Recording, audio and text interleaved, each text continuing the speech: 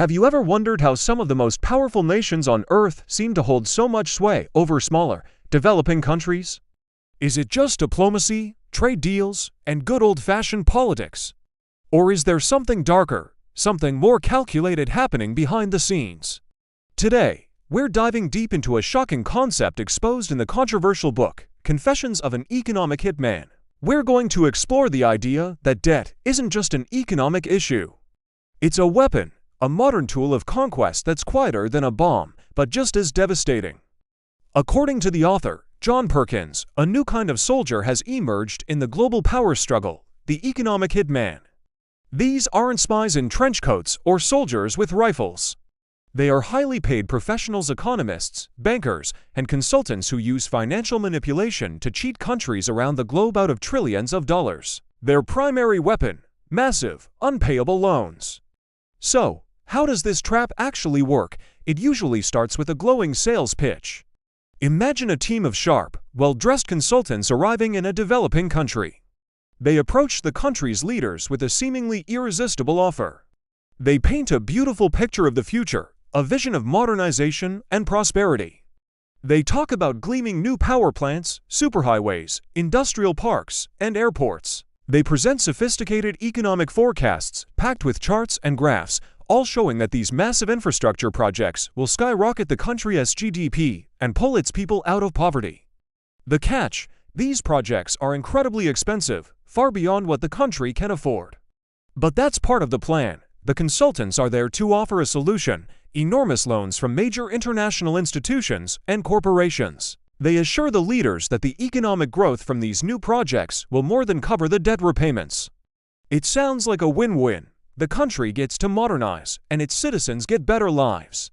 Who wouldn't want that? Here's where the trap begins to close. The economic forecasts are deliberately and wildly optimistic. They're designed to justify loans that everyone involved knows the country can never realistically repay.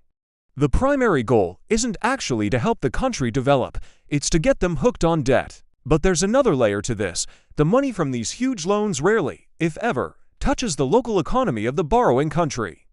Instead, it's immediately paid out to the giant multinational corporations, often from the same country that arranged the loan, who are hired to build the power plants and highways.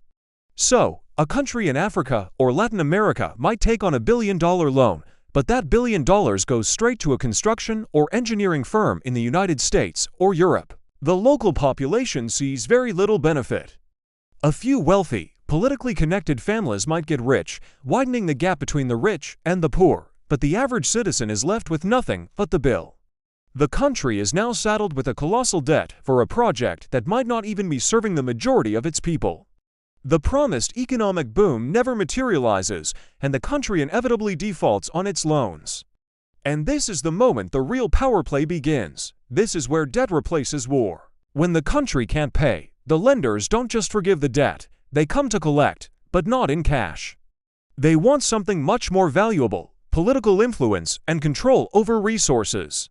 This is what's called the quid pro quo, or this for that. The lenders, representing powerful governments and corporations, will say something like, "Since you can't pay back your debts, we need you to do a few favors for us." These favors can come in many forms. It could be allowing a foreign military base to be built on their soil. It could be selling off precious natural resources like oil or minerals at a dirt cheap price. It might involve privatizing public utilities like water or electricity, allowing foreign corporations to take them over and charge whatever they want. Or it could be something as simple, yet powerful, as voting in line with the creditor nation at the United Nations. Suddenly, the country is no longer truly sovereign. Its economic policies, foreign policy, and even its own natural resources are being dictated by outsiders. It has become a pawn in a global chess game, all without a single shot being fired. This is a form of modern-day colonialism, an empire built not on military occupation, but on financial obligation. The chains are invisible, made of interest rates and repayment schedules, but they are just as real. Think about it.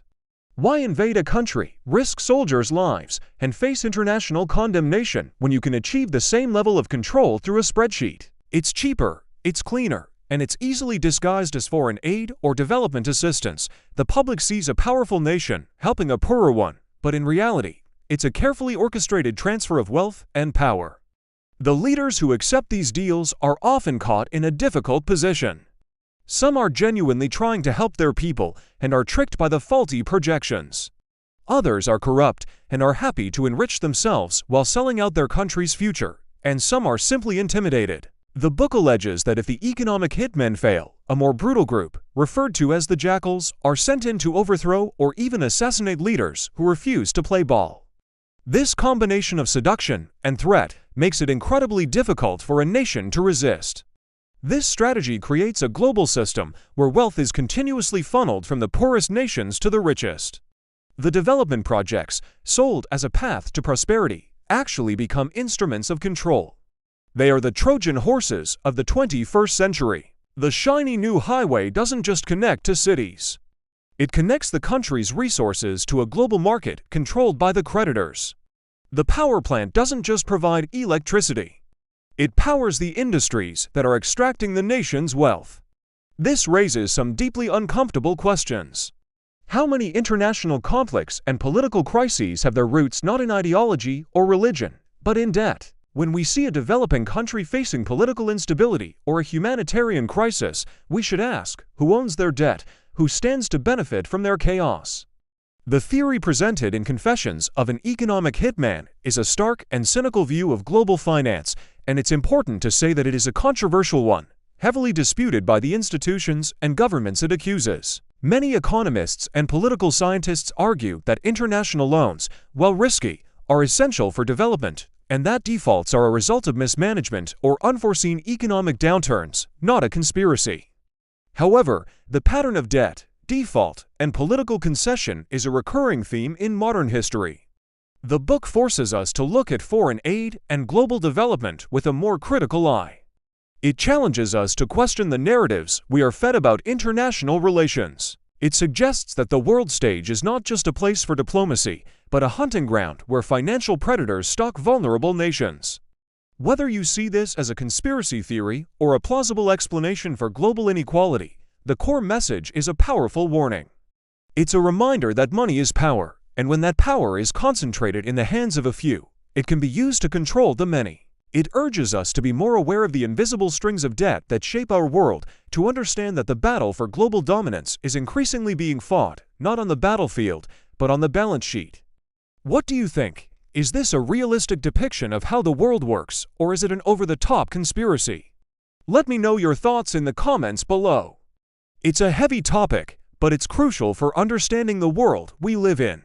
Thanks so much for watching, and if you found this exploration fascinating, be sure to like this video and subscribe for more deep dives into the hidden forces that shape our lives. See you in the next one.